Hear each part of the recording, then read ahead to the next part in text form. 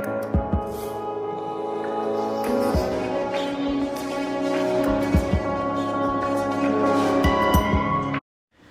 there everybody, this is another vlog. I'm going to talk about union versus non-union. So there's a lot of misconception about union and non-union. A lot of people say union is lazier, non-union you get more exposure. I've kind of been on both sides, you know. I work for a union, but I've also done jobs for friends and family, which is technically non-union.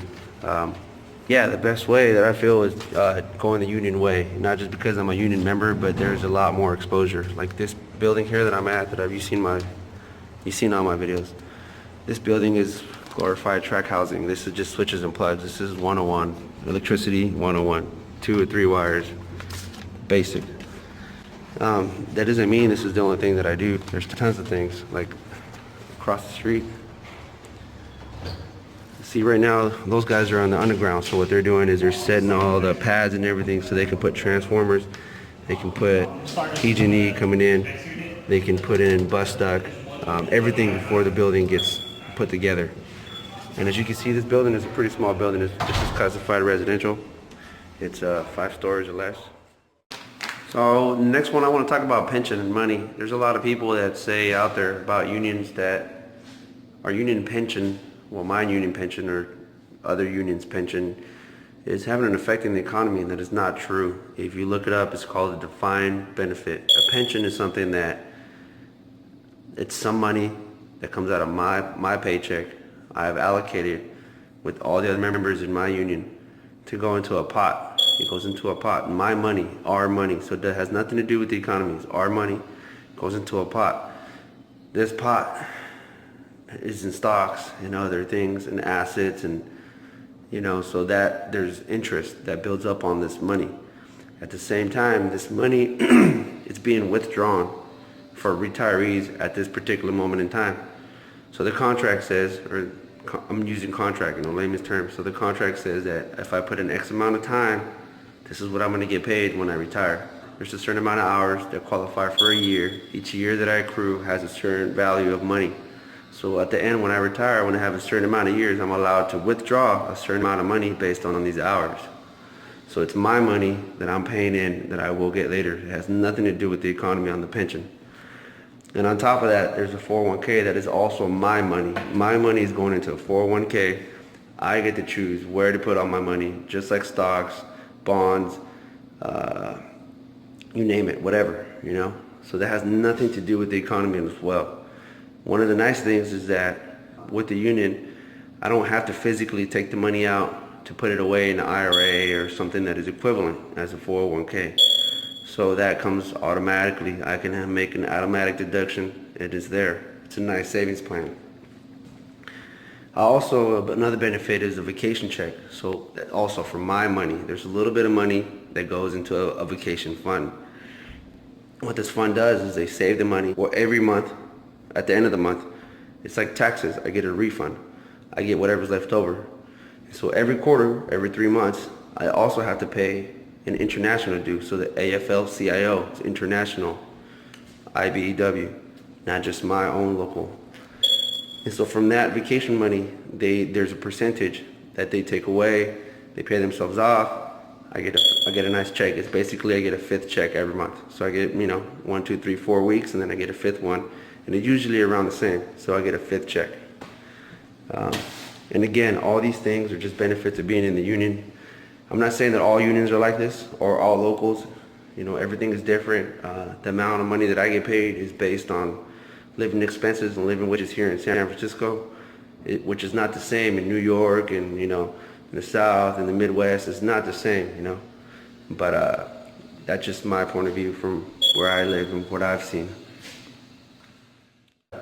Another misconception is job security. A lot of people say that if you're in the union, there's job security, that it's harder for you to get laid off.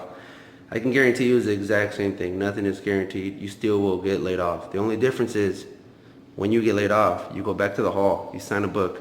They call it a book. It's a list. For me, it'll be book 1 for travelers, which are not local 6 that are anything else around here, like 180, whatever it is, traveling members that are from any other cities or town around here, they'll sign a book 2. So what happens is a company usually calls, hey, I need an X amount of journeymen or apprentices or blah, blah, blah, and they go down the list. It's your own resume at every job you go to, you know. Your destiny is up to you. Yes, they facilitate the work, but at the same time, you will get laid off. Your name will get burnt. It's not guaranteed. Nothing is guaranteed. It is easier to get a job. I don't have to go send resumes. I don't have to renegotiate my wage. I don't have to carry all my specialty tools.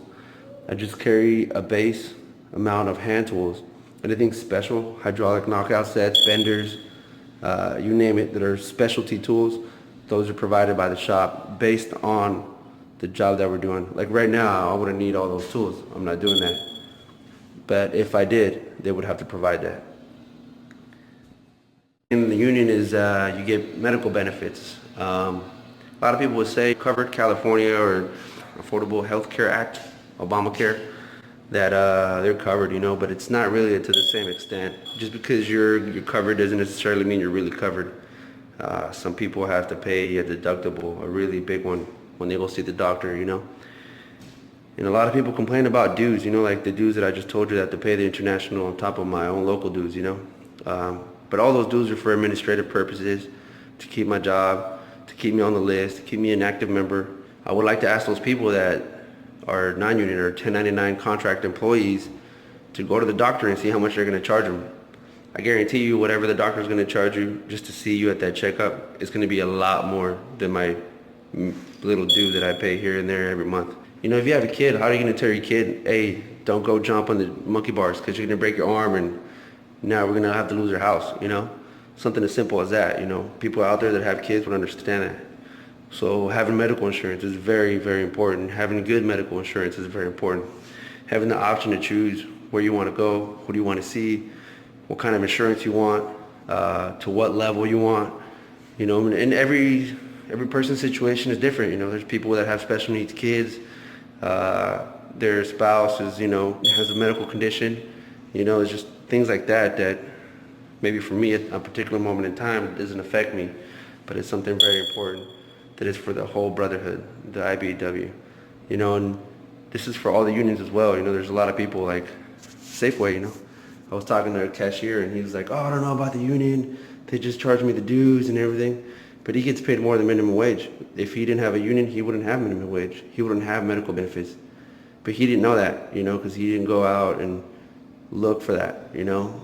There's just a stigma that the media portrays about unions, you know, and it's not true. Union is the way to do it. Another topic is training. So training, I think union is the best way. Union training is free. I don't have to pay for it. Well, I do in a sense because I've allocated a certain amount of cents, 10 cents, 5 cents from my paycheck per hour to the apprenticeship. But then when you multiply that by the amount of members that are in the union and the traveling members that come here and work through our union, that money trickles down. It's a substantial amount, but it doesn't necessarily come out of my pocket. Like I have to pay this money, you know? It does, but it doesn't. It doesn't hurt the bank. So training wise, union is the best. My first year, final was a back-to-back 90 with a saddle up to a GFI, hooked up to a breaker, back fed a panel with some motor controls, start-stop, you know, handoff auto, and that was my first year. That's very intense. A lot of journeymen that are older, you know, because the apprenticeship is updating every year, you know, with everything that comes on. They took that as their final. That was my first year. Since then, I've taken fire alarm classes, grounding and bonding, which is very important. Grounding and bonding it's so simple, but it's extremely important. One thing is like, if there's lightning, boom, you know, something natural, lightning. If you're not grounded and bonded, somebody will die. There will be an imbalance of current between two different spots because it's not bonded. Bonded means it's all together if it's not connected, and that will create a shock and kill somebody. That is very important, and that is natural. You know, it's not like somebody didn't install something right. Well, it is. You didn't bond it, but you know, it's very important. Another one is like lighting controls. Nowadays, Lutron, Wattstopper, and all these companies are making wireless switches, wireless lighting. And although it sounds very complicated, some people get confused with normally open and normally closed. And all it is a switch. Electricity is easy. Anybody can do electricity. It's easy. The hard thing is to show up on time every day, to know what you're doing enough not to get yourself and other people killed, to be able to troubleshoot your problems and solve them. Another one is motor controls. I went over that. There's a lot of people around that work in power plants. There's a lot of motors out there, but here in San Francisco we're going VFD, so a lot of that old motor stuff is going out. VFDs, AC motors, no more DC, but it's still there. The theory is still there. We still get trained. We still get hands-on, touch it, and get it done. Transformers, we've done a lot of transformers, step up, step down, buck boost transformers, automatic transformers, Y, delta, delta Y, vice versa. Here in the city, there's some parts of the city that the city used to be an industrial area, so they have a high leg. And now that, as you can see, this is an apartment, you don't need a high leg. And it's just a waste of wire, you know. So all that stuff it's changing. We're taking out the old, putting in the new in certain areas. Some places, some warehouses still use the high leg. But it's good to know. You know, these are things you need to know. There's a lot of automation as well. Like with the fire alarm, motor controls, lighting controls is automation. It's extremely easy. It is, you're either switching electricity to switch another switch, and it switches electrically magnetic, a magnetic switch, or is it a diode, or is it a little LED light? Whatever it is, it's switching something. So like for the fire alarm, when a smoke detector goes off, it's just like a switch. Boom, it turns off, closes the circuit, sends the signal to the panel. The panel sends the signal straight down to the main control panel. The main control panel has a display. It says on the 5th floor, this room, there's a fire. And based on that, it's going to send a signal back up to the booster panel on the 5th floor. It's going to tell that booster panel to open or close certain doors, certain magnets. It's going to tell it to open and close certain fans. It's going to recall the elevator. It's going to allow the firefighters to run in and override the elevator, override the stairs, over all these automation things. It's going to shut down the water. It's going to open the water for pump to flow. It's going to call the firefighters. All these things need to be in place, and that's just the fire alarm system. Now that we're talking about the fire alarm system, here in San Francisco, inside wiremen do fire alarm, and everything needs to be run in pipe. A lot of people would say that you don't need pipe. You know, if you go across the bay here where I live, you know, 10 miles over, you know, you just run the wire, free air. You know, the wire itself has a 2-hour rating, which is required by OSHA, required by the NFPA 72. But we run it in pipe here in San Francisco, and that's good. It's good for the union because piping is a whole nother skill set on top of fire alarm, and that allows a lot more of us that are trained in this to have work. You know, it just separates us. It's more professional. It's more straight. Pipe's nice, 90, perfect. You know, it's just how it is. You know, the only benefit that I see running it in pipe is for the union.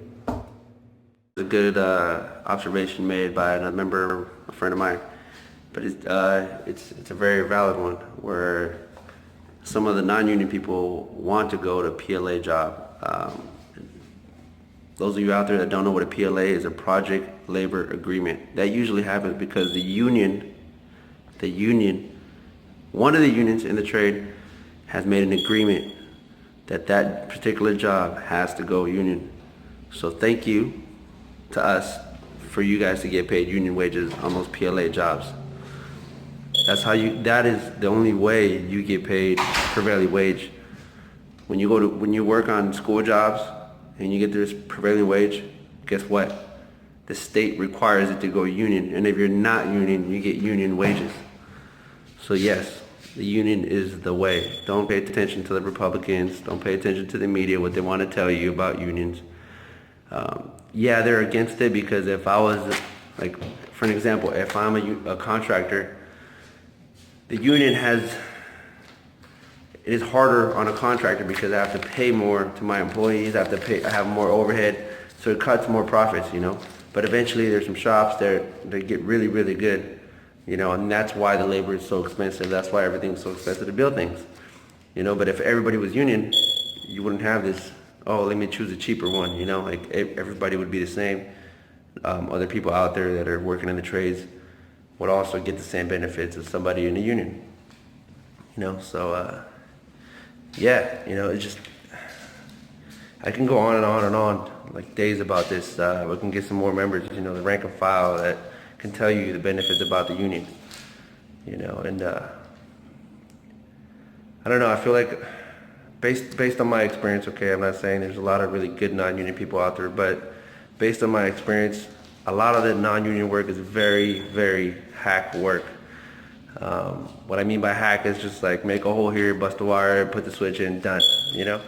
And that's usually what it is, but it has, you know, when you open a panel and you know that a non-union guy made it, it just looks like a rat's nest.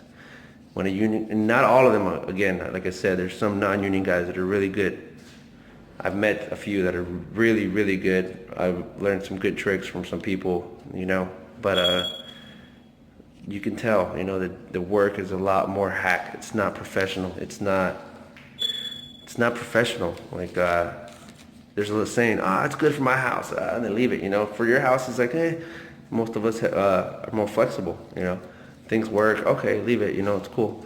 You know, but when you're in a professional environment, when you're in the office, when you're in Twitter, when you're in Facebook, when you're in Google, Uber, when you're in all those buildings, you know, when you're in the Millennium Tower, when you're, you know, like, when you're in the Salesforce Tower, like, you have to be very professional. You have to dress apart. You're going to be around a lot of women, a lot of men. It has to be a very professional environment, you know. And I'm not saying all union members and non-union members, but I feel like as a union member, the union individuals are more professional in that aspect, you know. Yeah. As far as exposure, as an apprentice, I'm allowed to check all these prints. I could do it on my own. Nobody else say anything, because we've been trained. These are all the equipment. I'm getting heaters and everything. It's just the exposure is a lot bigger. So that whole myth about being more exposed than non-union, that's debunked. I can guarantee that. This right here is another one that I was telling you about. So this is 277. This is lighting. This is a PLC. This is controlling all the watt stopper and all the lighting for the garage, the exterior lights and everything. There's another benefit about being a union electrician is you get the scrap wire here, because apprentices come in at about 40% of a journeyman scale. And forgive me for my wording, but we do most of the bitch work, you know, go up and down ladders, stairs, material, trenches, the harder aspect of our trade. Journeymen, not all, you know, there's still some out there that are not, but for the most part, they give you all their scrap, their trimmings, any wires that didn't test on the mega meter or the mega ohm meter, whatever it is, all that, you know, and that adds up. When I started as an apprentice, it was $3 a pound. Right now it's like $1.90. But people think it's trash, you know. You take one trash can and a couple $100. Hey, that works, you know. That's another perk about being a union electrician. Then as you take this wire, the wire's already paid for. The contractor already has it on the bid. The general contractor already paid for that amount of wire. It's paid, you know, it's trash. Some places the station engineers want them, but really it's our wire because we're demoing it, we're installing it, you know, we're bringing it, we're taking it.